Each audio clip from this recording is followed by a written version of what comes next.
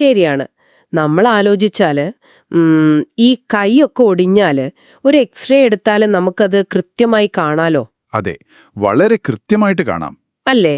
ഒരു engineering work പോലെ വളരെ ക്ലിയർ ആണത്. പ്രശ്നം എവിടെയാണെന്ന് ഡോക്ടർക്ക് ചൂണ്ടിക്കാണിക്കാം. പക്ഷേ പിന്നെന്താ പറയാ, നമ്മുടെ വികാരങ്ങളുടെ കാര്യം വരുമ്പോഴോ? അവിടെ കാര്യങ്ങൾ കുറച്ച് കോംപ്ലക്സ് ആണ്. അതെ, പെട്ടെന്ന് ഈ എക്സ്റേ മെഷീൻ കേടായതുപോലെ തോന്നും. നമ്മൾ എന്തിനാണ് പെട്ടെന്ന് ദേഷ്യപ്പെടുന്നത്, അല്ലെങ്കിൽ ഒരു കാരണവുമില്ലാതെ സങ്കടം വരുന്നതെന്ന് നമുക്ക് തന്നെ മനസ്സിലാകില്ല. ശരിയാണ്. പലപ്പോഴും അതൊരു അദൃശ്യമായ ശക്തിയായിട്ടാണ് നമുക്ക് തോന്നാറുള്ളത്. അതെ. അപ്പോ ഈ ഒരു അദൃശ്യമായ എന്നാൽ നമ്മളെ എപ്പോഴും നിയന്ത്രിക്കുന്ന പ്രശ്നത്തിലേക്കാണ് നമ്മുടെ ഈ ആഴത്തിലുള്ള അന്വേഷണം ഇന്ന് പോകുന്നത്. തിബോട്ട് മ്യൂറിസ് എഴുതിയ മാസ്റ്റർ യുവർ ഇമോഷൻസ് എന്ന പുസ്തകത്തിലെ ആശയങ്ങളും ലേഖനങ്ങളുമാണ് നമ്മളിന്ന് നോക്കുന്നത്. യഥാർത്ഥത്തിൽ എന്താണ് നമ്മുടെ ഉള്ളിൽ സംഭവിക്കുന്നത്? ഇവിടെ നമ്മൾ ആദ്യം മനസ്സിലാക്കേണ്ടത് വികാരങ്ങൾ എന്നത് എങ്ങു നിന്നോ വരുന്ന നമ്മെ നിയന്ത്രിക്കുന്ന വലിയൊരു മാന്ത്രിക ശക്തിയാണെന്നാണ് നമ്മളിൽ പലരും കരുതുന്നത്. എന്നാൽ ഇതിന്റെ സയൻസ് നോക്കിയാൽ വികാരങ്ങൾ എന്നത് വെറും പ്രതിഭാസങ്ങൾ മാത്രമാണ്. അതായത് നമ്മുടെ തലച്ചോറിലെ ചില രാസപ്രവർത്തനങ്ങളും നമ്മൾ ചുറ്റുപാടിനെ എങ്ങനെ കാണുന്നു എന്നതിന്റെയും ഒരു റിസൾട്ട്. അപ്പൊ അതൊരു പ്രോസസ് മാത്രമാണ്. അതെ. ഈ മെക്കാനിസം കൃത്യമായി മനസ്സിലാക്കിയാൽ അതിനെ നമുക്ക് ആവശ്യമുള്ള രീതിയിൽ മാറ്റിയെടുക്കാൻ, അല്ലെങ്കിൽ ഒരുതരം ഹാക്ക് ചെയ്യാൻ തീർച്ചയായും കഴിയും. നമ്മൾ വിചാരിക്കുന്നത്ര അവ്യക്തമല്ല കാര്യങ്ങൾ. ആ ഒരു പോയിന്റിൽ നിന്നാണ് എനിക്ക് തുടങ്ങേണ്ടത്. നമ്മൾ എപ്പോഴും വിചാരിക്കുന്നത് എപ്പോഴും പോസിറ്റീവ് ആയിരിക്കണം, സന്തോഷമായിരിക്കണം എന്നൊക്കെയല്ലേ? അതെ, എല്ലാവരും അങ്ങനെയാണ് ആഗ്രഹിക്കുന്നത്. പക്ഷേ നമ്മുടെ ചിന്തകൾ എപ്പോഴും സ്വാഭാവികമായി പോകുന്നത് നെഗറ്റീവ് കാര്യങ്ങളിലേക്കാണ്. എനിക്ക് പലപ്പോഴും തോന്നാറുണ്ട്, നമ്മുടെ തലച്ചോറ് ഇന്നത്തെ ഈ ആധുനിക ലോകത്ത് പ്രവർത്തിക്കുന്ന ഒരു എന്താ പറയാ, കാലഹരണപ്പെട്ട ഗുഹാമനുഷ്യന്റെ സോഫ്റ്റ്വെയർ പോലെയാണെന്ന്. ഗുഹാമനുഷ്യന്റെ ഉപമ വളരെ കൃത്യമാണ് കേട്ടോ. കാരണം നമ്മുടെ തലച്ചോറിന്റെ അടിസ്ഥാന ഘടന രൂപപ്പെട്ടിരിക്കുന്നത് ലക്ഷക്കണക്കിന് വർഷങ്ങൾക്ക് മുൻപാണ്. അതായത് ഈ സ്മാർട്ട് ഫോണും AC റൂമും ഒന്നുമില്ലാത്ത കാലത്ത്. തീർച്ചയായും. അന്ന് ഈ തലച്ചോറിന്റെ പ്രധാന ലക്ഷ്യം നിങ്ങളെ എങ്ങനെയെങ്കിലും സന്തോഷിപ്പിക്കുക എന്നതായിരുന്നില്ല. പിന്നെന്തായിരുന്നു? മറിച്ച് നിങ്ങളുടെ അതിജീവനം, അതായത് സർവൈവൽ ഉറപ്പാക്കുക എന്നതായിരുന്നു. പുരാതന കാലത്ത് കാട്ടിൽ ജീവിക്കുമ്പോൾ ഒരു കുറ്റിക്കാട് അനങ്ങുന്നത് കണ്ടാൽ അത് കാറ്റാണെന്ന് കരുതി പോസിറ്റീവായി ചിന്തിക്കുന്നവനെ ചിലപ്പോൾ പുലി പിടിച്ചെന്ന് വരും. അതെ, ശരിയാണ്. എന്നാൽ അതൊരു പുലിയാണെന്ന് കരുതി പേടിച്ചോടുന്നവൻ രക്ഷപ്പെടും. അതായത് എല്ലാറ്റിനെയും പേടിയോടെയും സംശയത്തോടെയും കാണുന്നവർ മാത്രമാണ് അന്ന് ജീവനോടെ ബാക്കിയായത്, അല്ലേ? അതെ, അവരുടെ ജീനുകളാണ് നമ്മളിലൂടെ ഇന്ന് തുടരുന്നത്. അതുകൊണ്ടാണ് ചെറിയ വിമർശനങ്ങളെപ്പോലും ഒരു വലിയ ഭീഷണിയായി കാണാൻ നമ്മുടെ തലച്ചോർ ഹാർഡ്വെയർ ചെയ്യപ്പെട്ടിരിക്കുന്നത്. അപ്പൊ ഈ നെഗറ്റിവിറ്റി ഒരു ഡിഫക്റ്റ് അല്ല, അതൊരു ഫീച്ചർ ആണല്ലേ? കൃത്യമായി പറഞ്ഞു. അന്ന് കൂട്ടത്തിൽ നിന്ന് ഒറ്റപ്പെടുകയോ തിരസ്കരിക്കപ്പെടുകയോ ചെയ്യുന്നത് മരണത്തിന് തുല്യമായിരുന്നു. ഇന്ന് നിങ്ങളുടെ ഓഫീസിലോ സുഹൃത്തുക്കൾക്കിടയിലോ ആരെങ്കിലും നിങ്ങളെക്കുറിച്ചൊരു ചെറിയ മോശം കാര്യം പറഞ്ഞാൽ നമ്മുടെ തലച്ചോറ് അതിനെ കാണുന്നത് ഒരു വലിയ ഭീഷണിയായിട്ടാണ്. അതെ, തലച്ചോറ് വിചാരിക്കുന്നത് അയ്യോ ഞാൻ ഒറ്റപ്പെടാൻ പോകുന്നു, എന്റെ ജീവൻ അപകടത്തിലാണ് എന്നാണ്. 100 നല്ല കാര്യങ്ങൾ ഇന്ന് നിങ്ങളുടെ ജീവിതത്തിൽ സംഭവിച്ചാലും ആരോ പറഞ്ഞ ആ ഒരു ചെറിയ മോശം കാര്യത്തെ മാത്രം നിങ്ങൾ ഉറങ്ങാൻ നേരം ഓർമ്മിച്ചു വെക്കും. എന്നിട്ട് അതിനെ ചൊല്ലി വിഷമിക്കും. ഇത് ശരിക്കും നമ്മളെല്ലാവരും അനുഭവിക്കുന്ന കാര്യമാണ്. അതെ, ഇതൊരു സർവൈവൽ മെക്കാനിസം മാത്രമാണ്, നിങ്ങളുടെ കുഴപ്പമല്ല. അപ്പോൾ ഈ സർവൈവൽ ഇൻസ്റ്റിങ്ക്റ്റ് കാരണം നമ്മൾ എപ്പോഴും അലേർട്ടാണ്. അങ്ങനെയാണെങ്കിൽ നമ്മൾ ഈ ആഗ്രഹിക്കുന്ന സന്തോഷം എന്ന് പറയുന്നത് യഥാർത്ഥത്തിൽ എന്താണ്? നമ്മൾ നിരന്തരം ഫോണിൽ റീൽസ് സ്ക്രോൾ ചെയ്യുമ്പോഴും സോഷ്യൽ മീഡിയ ഉപയോഗിക്കുമ്പോഴും നമുക്കൊരു കിക്ക് കിട്ടുമല്ലോ. നമ്മൾ പറയും അതൊരു ഡോപ്പമീൻ റഷാണെന്ന്. അതാണോ സന്തോഷം? അവിടെയാണ് ഇന്നത്തെ തലമുറയ്ക്ക് പറ്റിയ ഏറ്റവും വലിയ അബദ്ധം കിടക്കുന്നത്. സന്തോഷവും ഡോപ്പാമിനും ഒന്നല്ല. അല്ലേ? അല്ല. ഇത് രണ്ടും തലച്ചോറിൽ പ്രവർത്തിക്കുന്നത് തികച്ചും വ്യത്യസ്തമായ രീതിയിലാണ്. പുരാതന കാലത്ത് അതിജീവനത്തിനായി ഭക്ഷണം കണ്ടെത്താനും പങ്കാളിയെ കണ്ടെത്താനും തലച്ചോറ് നൽകിയിരുന്ന ഒരു ഡ്രൈവ് അല്ലെങ്കിൽ റിവാർഡ് സിസ്റ്റം മാത്രമായിരുന്നു ഡോപ്പാമിൻ. ഡോപ്പാമിൻ യഥാർത്ഥത്തിൽ സന്തോഷത്തിന്റെ ഹോർമോണല്ല, അതൊരു കാത്തിരിപ്പിന്റെയും ആഗ്രഹത്തിന്റെയും ഹോർമോണാണ്. ഇനിയും വേണം എന്ന് തോന്നിപ്പിക്കുന്ന ഒന്ന്. അതായത് സ്ക്രോൾ ചെയ്യുമ്പോൾ അടുത്ത റീൽ ഇതിലും രസകരമായിരിക്കും എന്ന് തോന്നിപ്പിക്കുന്ന ആ ഒരു തോന്നലാണല്ലേ ഡോപ്പാമിൻ, അല്ലാതെ അത് കണ്ടു തീരുമ്പോഴുള്ള സന്തോഷമല്ല. അതെ. അതുകൊണ്ടാണ് മണിക്കൂറുകൾ സ്ക്രോൾ ചെയ്താലും നമുക്കൊരു തൃപ്തി വരാത്തത്. ഇന്ന് സോഷ്യൽ മീഡിയയും വീഡിയോ ഗെയിമുകളും കൃത്രിമമായി ഈ ഡോപ്പാമിൻ ലൂപ്പ് ഉണ്ടാക്കിയെടുക്കുകയാണ്. ഇതൊരു വലിയ കെണിയാണ്. ശരിക്കും. ഇതിന്റെ ഏറ്റവും ഭയാനകമായ ഒരു ഉദാഹരണം സ്രോതസ്സുകളിൽ കാണുന്നുണ്ട്. 2005 ദക്ഷിണ കൊറിയയിൽ ലീ സ്യുങ് സിയോപ്പ് എന്ന 28-കാരന് സംഭവിച്ചത്. എന്താണ് സംഭവിച്ചത്? അവൻ തുടർച്ചയായി 58 മണിക്കൂർ ഒരു ഇന്റർനെറ്റ് കഫേയിലിരുന്ന് വീഡിയോ ഗെയിം കളിച്ച് ഒടുവിൽ ഹൃദയസ്തംഭനം വന്ന് മരിച്ചു. ഭക്ഷണം പോലുമില്ലാതെ, ഉറങ്ങാതെ. വാവ്, അത്രത്തോളം അഡിക്ഷൻ. അതെ, അവിടെ അവന് സന്തോഷം കിട്ടുകയായിരുന്നില്ല, മറിച്ച് ഡോപ്പാമിൻ നൽകുന്ന ആ അടുത്ത ലെവലിലേക്ക് പോകണം എന്ന അഡിക്ഷനിൽ അവൻ കുടുങ്ങിപ്പോയതാണ്. ഡോപ്പാമിൻ എന്നത് ഒരുതരം വിശപ്പാണ്, അതൊരിക്കലും സന്തോഷമല്ല. അത് ശരിക്കും പേടിപ്പിക്കുന്ന ഒരു യാഥാർത്ഥ്യമാണ്. അപ്പോൾ നമ്മൾ പുറമേ നിന്ന് ആഗ്രഹിക്കുന്ന ഈ കാര്യങ്ങളൊന്നും, അത് പുതിയ ഫോണാകട്ടെ, കാറാകട്ടെ, നമുക്ക് യഥാർത്ഥ സന്തോഷം നൽകില്ല എന്നാണോ ഇതിനർത്ഥം? ഏതാണ്ട് അങ്ങനെ തന്നെ. നമ്മൾ എപ്പോഴും എന്തെങ്കിലുമൊക്കെ നേടാനായി ഓടിക്കൊണ്ടിരിക്കുകയാണല്ലോ. തീർച്ചയായും. ഇവിടെയാണ് സൈക്കോളജിയിലെ ഹെഡോണിക് അഡാപ്റ്റേഷൻ എന്ന വളരെ പ്രധാനപ്പെട്ട ആശയം കടന്നുവരുന്നത്. നമ്മൾ വിചാരിക്കുന്നത് ബാഹ്യമായ കാര്യങ്ങൾ മാറിക്കഴിഞ്ഞാൽ നമ്മുടെ ജീവിതം മുഴുവൻ സന്തോഷകരമാകും എന്നാണ്.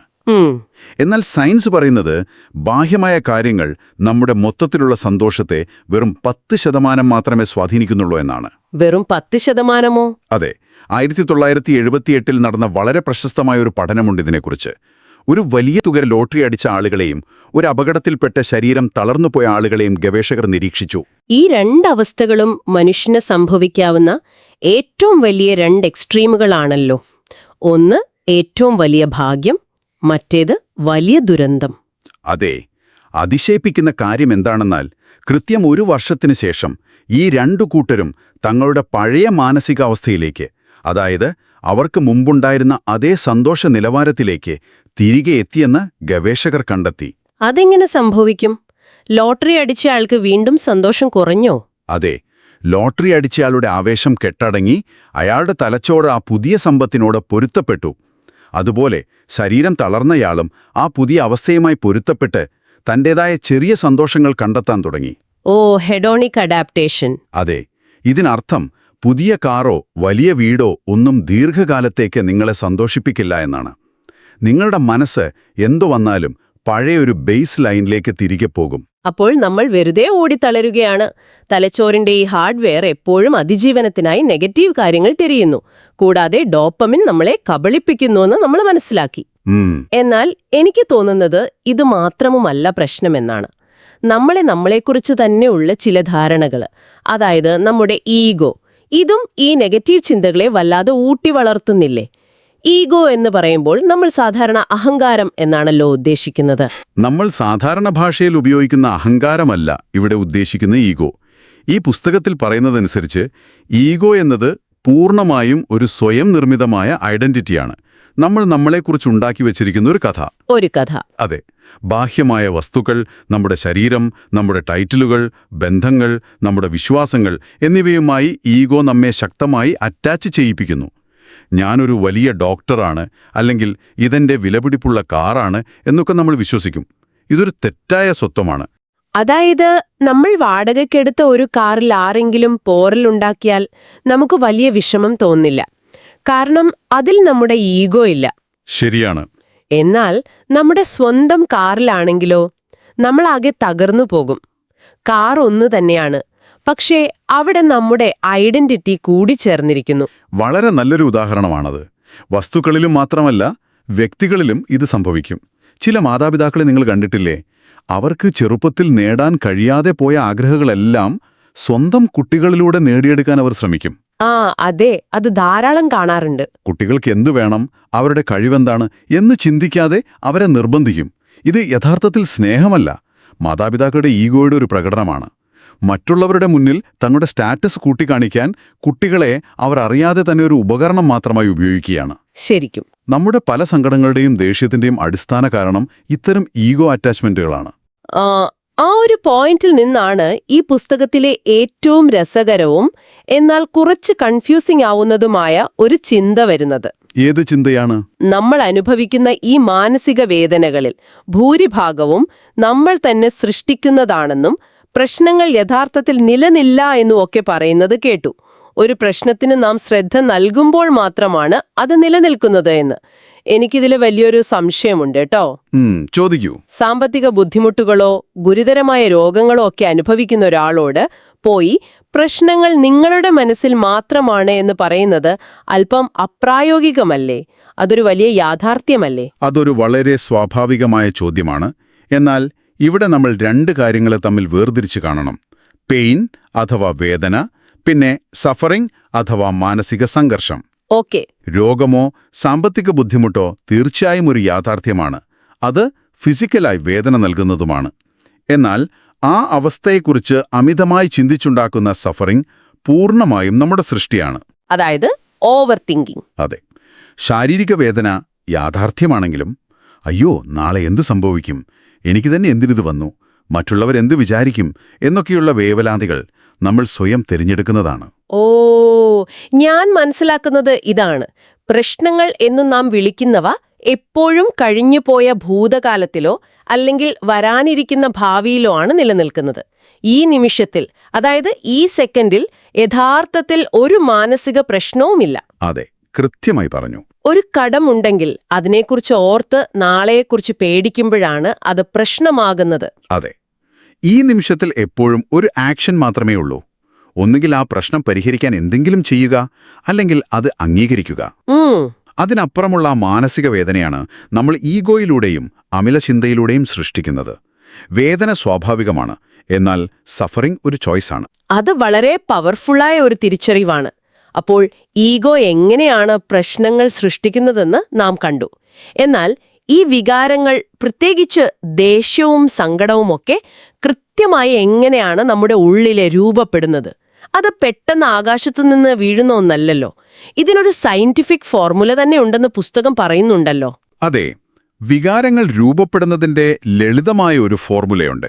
അത് 3 കാര്യങ്ങൾ ചേർന്നതാണ്. ഏതൊക്കെയാണ്? വ്യാഖ്യാനം അഥവാ ഇന്റർപ്രിട്ടേഷൻ, പ്ലസ് അതുമായി ഐഡന്റിഫൈ ചെയ്യൽ അല്ലെങ്കിൽ അറ്റാച്ച്ഡ് ആവുക, പ്ലസ് അത് മനസ്സിലിട്ട് ആവർത്തിക്കുക. ഓക്കെ. ഇത് 3 കൂടി ചേരുമ്പോഴാണ് അതൊരു ശക്തമായ വികാരമായി നമ്മുടെ ഉറക്കം കെടുത്തുന്ന ഒന്നായി മാറുന്നത്. നമുക്കിതൊന്ന് ഓരോന്നായി ബ്രേക്ക് ഡൗൺ ചെയ്യാം. ആദ്യം വ്യാഖ്യാനം അല്ലെങ്കിൽ ഇന്റർപ്രിട്ടേഷൻ. അതായത് ഒരു സംഭവം നടക്കുമ്പോൾ നാം അതിന് എന്തർത്ഥം കൊടുക്കുന്നു എന്നത്. അതെ. ഉദാഹരണത്തിന്, നമ്മൾ രാവിലെ എഴുന്നേൽക്കുമ്പോൾ നല്ല മഴ പെയ്യുന്നു എന്ന് കരുതുക. വരൾച്ച നേരിടുന്ന ഒരു കർഷകന് ആ മഴ വലിയൊരു അനുഗ്രഹമാണ്. അയാൾക്ക് അതിയായ സന്തോഷം വരും. എന്നാൽ അന്ന് സുഹൃത്തുക്കളുമായി ഒരു പിക്നിക്കിന് പോകാൻ പ്ലാൻ ചെയ്ത ഒരാൾക്ക് അത് വലിയൊരു ബുദ്ധിമുട്ടാണ്. അയാൾക്ക് കടുത്ത ദേഷ്യവും നിരാശയും വരും. ശരിയാണ്. മഴ പെയ്യുന്നു എന്നത് മാത്രമാണ് അവിടെ നടക്കുന്ന യാഥാർത്ഥ്യം. അതിന് സ്വന്തമായി പോസിറ്റീവോ നെഗറ്റീവോ ആയ അർത്ഥമില്ല. ബാക്കിയൊക്കെ നമ്മൾ കൊടുക്കുന്ന വ്യാഖ്യാനമാണ്. വളരെ ശരിയാണ്. നിങ്ങളുടെ വ്യാഖ്യാനമാണ് നിങ്ങളുടെ വികാരം തീരുമാനിക്കുന്നത്. ഇനി രണ്ടാമത്തെ ഘടകം നോക്കാം. ഐഡന്റിഫിക്കേഷൻ, അല്ലെങ്കിൽ ആ വികാരവുമായി അറ്റാച്ച്ഡ് ആവുക. ഇവിടെയാണ് നമ്മൾ മനുഷ്യർ ഏറ്റവും വലിയ തെറ്റ് ചെയ്യുന്നത്. നമ്മളെപ്പോഴും പറയും, ഞാൻ ദുഃഖിതനാണ്, അല്ലെങ്കിൽ എനിക്ക് ദേഷ്യമാണ് എന്ന്. നമ്മൾ ആ വികാരം തന്നെയാണെന്ന് വിശ്വസിച്ചു പോകുന്നു. അതെ, നമ്മൾ അങ്ങനെയാണല്ലോ പറയാറുള്ളത്. ഒരു ഉദാഹരണമുണ്ട്. നമ്മൾ വിശാലമായ ആകാശമാണെന്ന് സങ്കല്പിക്കുക. വികാരങ്ങൾ എന്നത് ആകാശത്തുകൂടി കടന്നുപോകുന്ന മേഘങ്ങൾ മാത്രമാണ്. നല്ലൊരു ഉപമയാണത്. കറുത്ത മേഘങ്ങളോ വെളുത്ത മേഘങ്ങളോ വരാം. അവ പെയ്തൊഴിയാം, അല്ലെങ്കിൽ കാറ്റിൽ പറന്നുപോകാം. മേഘങ്ങൾ വരും പോകും. എന്നാൽ ആകാശം എപ്പോഴും അവിടെ തന്നെയുണ്ട്, ഒരു മാറ്റവുമില്ലാതെ. മേഘവും ആകാശവും ഒന്നല്ല എന്ന് തിരിച്ചറിയുന്നതാണ് ഈ പറയുന്ന ഐഡന്റിഫിക്കേഷൻ ബ്രേക്ക് ചെയ്യൽ. വളരെ മനോഹരമായ ഒരു ചിന്തയാണത്. ആകാശത്തിന് ഒരിക്കലും മേഘങ്ങളോട് ഒട്ടിനിൽക്കേണ്ട ആവശ്യമില്ല. വികാരങ്ങൾ എന്നത് നാം കുറച്ചു നേരത്തേക്കിടുന്ന വസ്ത്രങ്ങൾ പോലെ മാത്രമാണ്. ഓ, വസ്ത്രങ്ങൾ പോലെ. അതെ. ഇനി ഇതിലെ മൂന്നാമത്തെ ഘടകം ആവർത്തനം അല്ലെങ്കിൽ റിപ്പിറ്റേഷൻ. ഒരേ നെഗറ്റീവ് ചിന്തയെ അല്ലെങ്കിൽ സങ്കടത്തെ നാം വീണ്ടും വീണ്ടും ചിന്തിക്കുമ്പോൾ തലച്ചോറിലെ ന്യൂറൽ പാതകൾ കൂടുതൽ ശക്തമാകും. ഓക്കെ. സയൻസിൽ ഇതിനെ neurons that fire together wire together എന്ന് പറയും. അങ്ങനെ ആ സങ്കടം ഒരു സ്ഥിരമായ സ്വഭാവമായി ഡിപ്രഷനായി മാറും. ഈ ഫോർമുലയിലെ 3 ഘടകങ്ങളിൽ ഏതെങ്കിലും ഒന്ന് നമ്മൾ ബോധപൂർവം മാറ്റിയാൽ ആ വികാരത്തിന്റെ ശക്തി അവിടെ വെച്ചില്ലാതാകും. അപ്പോൾ നമ്മൾ ഇതുവരെ സംസാരിച്ചത് വികാരങ്ങൾ എങ്ങനെയാണ് രൂപപ്പെടുന്നത്, അതിന്റെ മെക്കാനിസം എന്താണ് എന്നതിനെക്കുറിച്ചാണ്. വ്യാഖ്യാനം, അറ്റാച്ച്മെന്റ്, ആവർത്തനം. അതെ. ഇനി ഇതൊക്കെ അറിയാമെങ്കിൽ കൂടി ദേഷ്യം വരുമ്പോൾ നമുക്ക് നമ്മളെ കൺട്രോൾ ചെയ്യാൻ പറ്റാറില്ലല്ലോ. അപ്പോൾ ഈ അറിവ് വെച്ചുകൊണ്ട് നമ്മുടെ ശരീരവും ചുറ്റുപാടും ഉപയോഗിച്ച് ഈ വികാരങ്ങളെ എങ്ങനെ പെട്ടെന്ന് ഹാക്ക് ചെയ്യാമെന്ന് നോക്കാം. നമ്മൾ ചിന്തിക്കുന്നത് മനസ്സ് ശരീരത്തെ നിയന്ത്രിക്കുന്നു എന്നാണ്. എന്നാൽ നേരെ തിരിച്ച് ശരീരത്തിന്റെ പോസ്ചർ മാറ്റിയാൽ മനസ്സ് മാറുമോ? തീർച്ചയായും മാറും. നമ്മുടെ തലച്ചോറ് എപ്പോഴും നമ്മുടെ ശരീരത്തെ സ്കാൻ ചെയ്യുന്നുണ്ട്, നമ്മൾ സുരക്ഷിതരാണോ അതോ ഭയത്തിലാണോ എന്ന് മനസ്സിലാക്കാൻ. ഓ, അതൊരു പുതിയ അറിവാണ്. ഹാർവേഡ് സർവകലാശാലയിലെ ഗവേഷകയായ ആമി കഡ്ഡിയുടെ വളരെ പ്രശസ്തമായൊരു പഠനമുണ്ട്. ആത്മവിശ്വാസം തോന്നിപ്പിക്കുന്ന ശരീരഭാഷ, അതായത് കൈകൾ വിരിച്ച് നടുനിവർത്തി നിൽക്കുന്ന ഒരു ഹൈ പവർ പോസ് വെറും 2 മിനിറ്റ് നേരം പരിശീലിച്ചാൽ നമ്മുടെ ഉള്ളിലെ കെമിസ്ട്രി തന്നെ മാറുമെന്ന് അവർ കണ്ടെത്തി. 2 മിനിറ്റ് കൊണ്ടോ? അതെ. അങ്ങനെ നിൽക്കുമ്പോൾ ശരീരത്തിലെ ടെസ്റ്റോസ്റ്റെറോൺ എന്ന ഹോർമോൺ 25% വർദ്ധിക്കുകയും സ്ട്രെസ് ഉണ്ടാക്കുന്ന കോർട്ടിസോൾ 10% കുറയുകയും ചെയ്യും. ഒരു നിമിഷം, അതായത് നമ്മൾ ശരിക്കും പേടിച്ചിരിക്കുകയാണെങ്കിലും ഉള്ളിലൊരു ആത്മവിശ്വാസവും ഇല്ലെങ്കിൽ കൂടി വെറുതെ ബാത്റൂമിൽ പോയി നടുനിവർത്തി ഒരു സൂപ്പർമാനെ പോലെ 2 മിനിറ്റ് നിന്നാൽ നമ്മുടെ തലച്ചോറ് വിചാരിക്കും, ഓ, നമ്മൾ സേഫാണ്, നമ്മൾ പവർഫുൾ ആണെന്ന്. നമ്മൾ വെറുതെ അഭിനയിച്ചാൽ തലച്ചോറിനെ വിശ്വസിപ്പിക്കാൻ കഴിയുമോ? അതെ, അതാണിതിലെ അത്ഭുതം. നമ്മുടെ തലച്ചോറിന് യഥാർത്ഥത്തിലുള്ള ആത്മവിശ്വാസവും ശരീരം കാണിക്കുന്ന ആത്മവിശ്വാസവും തമ്മിലുള്ള വ്യത്യാസം മനസ്സിലാക്കാൻ കഴിയില്ല. ശരീരത്തിന്റെ സിഗ്നൽ കണ്ട് അത് ഹോർമോൺ ഉൽപ്പാദിപ്പിക്കും. വാവ്, അത് കൊള്ളാമല്ലോ. ഇതിന്റെ നേരെ വിപരീതമായൊരു പരീക്ഷണവും നടന്നിട്ടുണ്ട്. അത് കുറച്ചുകൂടി ഞെട്ടിക്കുന്നതാണ്. ഡേവിഡ് കെ റെയ്നോൾഡ്സ് എന്നൊരു സൈക്കോളജിസ്റ്റ് ഡേവിഡ് കെന്റ് എന്ന വ്യാജപ്പേരിൽ ഒരു പരീക്ഷണം നടത്തി. എന്തായിരുന്നു ആ പരീക്ഷണം? ക്ലിനിക്കൽ ഡിപ്രഷനുള്ള രോഗികളെക്കുറിച്ച് പഠിക്കാൻ അദ്ദേഹം ഒരു മാനസിക രോഗാശുപത്രിയിൽ അഡ്മിറ്റായി. അവിടെ അദ്ദേഹം തോളുകൾ കുനിച്ച് എപ്പോഴും ദുഃഖിതനായി അഭിനയിച്ച് ചുരുണ്ടുകൂടി കിടന്നു. അതുപോലെ എല്ലാം കഴിഞ്ഞു, എനിക്കൊരു പ്രതീക്ഷയുമില്ല എന്ന രീതിയിലുള്ള നെഗറ്റീവ് വാക്കുകൾ നിരന്തരം ആവർത്തിച്ചു പറഞ്ഞു. വെറുതെ റിസർച്ചിനു വേണ്ടി അഭിനയിച്ചതാണല്ലേ? അതെ, റിസർച്ചിനു വേണ്ടി മാത്രം. എന്നാൽ ഇതിന്റെ ഫലം എന്തായിരുന്നെന്നോ? ഇങ്ങനെ ശരീരത്തെയും വാക്കുകളെയും നെഗറ്റീവായി ഉപയോഗിച്ചതിലൂടെ അഭിനയിച്ച് അദ്ദേഹം യഥാർത്ഥത്തിൽ ക്ലിനിക്കൽ ഡിപ്രഷനിലേക്ക് വീണുപോയി. ഹേ, ശരിക്കും? അതെ, അദ്ദേഹത്തിന്റെ തലച്ചോറിലെ കെമിസ്ട്രി മുഴുവൻ മാറി. പിന്നീട് അതിൽ നിന്ന് പുറത്തു കടക്കാൻ അദ്ദേഹത്തിന് ആഴ്ചകളോളം കഠിനമായ വ്യായാമങ്ങൾ ചെയ്യേണ്ടി വന്നു. അതുകൊണ്ടാണ് വ്യായാമം എന്നത് ഡിപ്രഷനുള്ള ഒരു മികച്ച മരുന്നായി പ്രവർത്തിക്കുമെന്ന് പറയുന്നത്. കാരണം അത് ശരീരത്തിന്റെ പോസ്ചറും കെമിസ്ട്രിയും മാറ്റുന്നു. വാക്കുകൾക്കും നമ്മുടെ വികാരങ്ങളെ മാറ്റാൻ ഇത്രയധികം സ്വാധീനമുണ്ടോ? ഉണ്ട്. നമ്മൾ ഡെയിലി ഉപയോഗിക്കുന്ന വാക്കുകൾ നമ്മുടെ വികാരങ്ങളെ നേരിട്ട് സ്വാധീനിക്കും. ഞാനിത് ചെയ്യാൻ ശ്രമിക്കാം എന്ന് പറയുന്നതും ഞാനിത് തീർച്ചയായും ചെയ്യും എന്ന് പറയുന്നതും തമ്മിൽ വലിയ വ്യത്യാസമുണ്ട്. ഐ ട്രൈ എന്ന് പറയുന്നതും ഐ വിൽ എന്ന് പറയുന്നതും പോലെ. അതെ, ശ്രമിക്കാം എന്ന് പറയുമ്പോൾ തന്നെ അവിടെ ഒരു പരാജയപ്പെടാനുള്ള പഴുതുണ്ട്. എന്നാൽ ചെയ്യും എന്ന് പറയുമ്പോൾ നമ്മുടെ തലച്ചോറിന് കിട്ടുന്ന കോൺഫിഡൻസ് വലുതാണ്. ശരിയാണ്. അതുപോലെ തന്നെയാണ് ചുറ്റുപാടുകളുടെയും സംഗീതത്തിന്റെയും സ്വാധീനവും. ക്രിസ്റ്റഫർ ബെർഗ്ലാൻഡ് എന്ന പ്രശസ്തനായ അത്ലറ്റ് തന്റെ അനുഭവം പറയുന്നുണ്ട്. ഓടിക്കൊണ്ടിരിക്കുമ്പോൾ ശരീരം തളരുന്ന, ഒട്ടും വയ്യാത്ത പ്രതികൂല സാഹചര്യങ്ങളിലെത്തുമ്പോൾ അദ്ദേഹം വളരെ എനർജറ്റിക്കായ സംഗീതം കേൾക്കും. ഓ, മ്യൂസിക്. അതെ, ആ സംഗീതത്തിന് അദ്ദേഹത്തിന്റെ സ്ട്രെസ് നിറഞ്ഞ മാനസികാവസ്ഥയെ നിമിഷനേരം കൊണ്ട് മാറ്റി പുതിയ എനർജി കൊടുക്കാൻ കഴിഞ്ഞു. സംഗീതം നമ്മുടെ മൂഡ് മാറ്റുന്നത് നമ്മളിൽ പലരും ജീവിതത്തിൽ അനുഭവിച്ചിട്ടുള്ള കാര്യമാണ്. നല്ലൊരു പാട്ട് കേൾക്കുമ്പോൾ നമ്മുടെ സങ്കടം പെട്ടെന്ന് മാറുന്നത് നമ്മൾ കണ്ടിട്ടുണ്ട്. അതെ അതെ. ശരി, അപ്പോൾ നമ്മുടെ ഫോർമുല മനസ്സിലാക്കി ശരീരത്തിന്റെ പോസ്ചർ മാറ്റിയും വാക്കുകൾ മാറ്റിയുമൊക്കെ നമുക്ക് പെട്ടെന്നുണ്ടാകുന്ന ഇത്തരം വികാരങ്ങളെ നിയന്ത്രിക്കാമെന്ന് മനസ്സിലായി. എന്നാൽ ഒരു വലിയ ചോദ്യം ബാക്കിയുണ്ട്. എന്താണത്? വർഷങ്ങളായി നമ്മുടെ ഉള്ളിൽ ആഴത്തിൽ വേരൂന്നിയ ചില നെഗറ്റീവ് വികാരങ്ങളുണ്ട്. ആരോടോ ഉള്ള ഭയങ്കര ദേഷ്യം, അല്ലെങ്കിൽ പഴയ എന്തെങ്കിലും ട്രോമ. 2 മിനിറ്റ് നടുനിവർത്തി നിന്നാൽ മാറുന്നതല്ല അത്. അവയെ എങ്ങനെ എന്നേക്കുമായി ഒഴിവാക്കാം? അതാണ് ഏറ്റവും പ്രധാനപ്പെട്ട കാര്യം. ഇവിടെ നാം മനസ്സിലാക്കേണ്ട ഒരു അടിസ്ഥാന നിയമമുണ്ട്. വികാരങ്ങളെ ഒരിക്കലും അടിച്ചമർത്തരുത്. അതായത് ഉള്ളിലൊതുക്കരുത്. അതെ, നമുക്ക് ഭയങ്കര ദേഷ്യമോ സങ്കടമോ വരുമ്പോൾ നമ്മൾ പലപ്പോഴും അത് പുറത്തു കാണിക്കാതെ ഉള്ളിലൊതുക്കാൻ ശ്രമിക്കും. ഇങ്ങനെ അടിച്ചമർത്തുന്നത് ഒരു സ്പ്രിംഗ് അമർത്തി വെക്കുന്നത് പോലെയാണ്. അത് പിന്നീട് കൂടുതൽ ശക്തിയോടെ പൊട്ടിത്തെറിക്കും. പിന്നെന്താണ് ചെയ്യേണ്ടത്? പകരം നാം ചെയ്യേണ്ടത് ആ വികാരങ്ങളെ സ്വതന്ത്രമാക്കാൻ, അതായത് ലെറ്റ് ഗോ ചെയ്യാൻ പഠിക്കുക എന്നതാണ്. ഇതിനായി ഹെയ്ൽ ദ്വോസ്കിൻ രൂപപ്പെടുത്തിയ സെഡോണ മെത്തേഡ് എന്ന വളരെ സിമ്പിളും എന്നാൽ ഫലപ്രദവുമായ ഒരു 5-ഘട്ട പ്രക്രിയയുണ്ട്. ഒരു വികാരത്തെ ലെറ്റ് ഗോ ചെയ്യുക എന്ന് കേൾക്കുമ്പോൾ വളരെ എളുപ്പമാണെന്ന് തോന്നും. പക്ഷേ ദേഷ്യം വരുമ്പോൾ അതിനെങ്ങനെ പിടിച്ചു നിർത്താതിരിക്കും? ഈ സെഡോണ മെത്തേഡ് ശരിക്കും എങ്ങനെയാണ് വർക്ക് ചെയ്യുന്നത്? നമ്മൾ കേൾവിക്കാർക്ക് അതൊന്ന് സ്റ്റെപ്പ് ബൈ സ്റ്റെപ്പായി വിശദീകരിക്കാമോ? തീർച്ചയായും. ഇതൊരു പ്രാക്ടിക്കലായ കാര്യമാണ്. ഇതിൽ 5 ലളിതമായ ചോദ്യങ്ങളാണുള്ളത്. ആദ്യമായി, നിങ്ങൾ മാറ്റാൻ ആഗ്രഹിക്കുന്ന ആ വികാരത്തിൽ പൂർണ്ണമായും ശ്രദ്ധ കേന്ദ്രീകരിക്കുക. അത് എന്തു തന്നെ ആയാലും അതിനെ അവിടെ നിൽക്കാൻ അനുവദിക്കുക.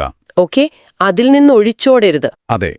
രണ്ടാമത്തെ ഘട്ടം, നിങ്ങളോട് തന്നെ വളരെ ശാന്തമായി ചോദിക്കുക, എനിക്ക് ഈ വികാരത്തെ ഒഴിവാക്കാൻ കഴിയുമോ?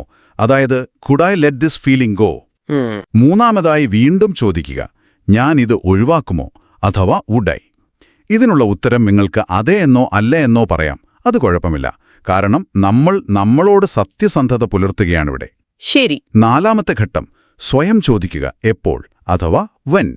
ഇതിന് നിങ്ങൾ നൽകേണ്ട ഉത്തരം എപ്പോഴും ഇപ്പോഴെന്നായിരിക്കണം. ഇപ്പോൾ തന്നെ. ഓക്കെ. അഞ്ചാമത്തെ ഘട്ടം, ആ വികാരം മാറുന്നതുവരെ അല്ലെങ്കിൽ മനസ്സിന് പൂർണ്ണമായ ശാന്തത കൈവരുന്നതുവരെ ഈ പ്രക്രിയ 1ാമത്തെ സ്റ്റെപ്പ് മുതൽ ആവർത്തിക്കുക എന്നതാണ്.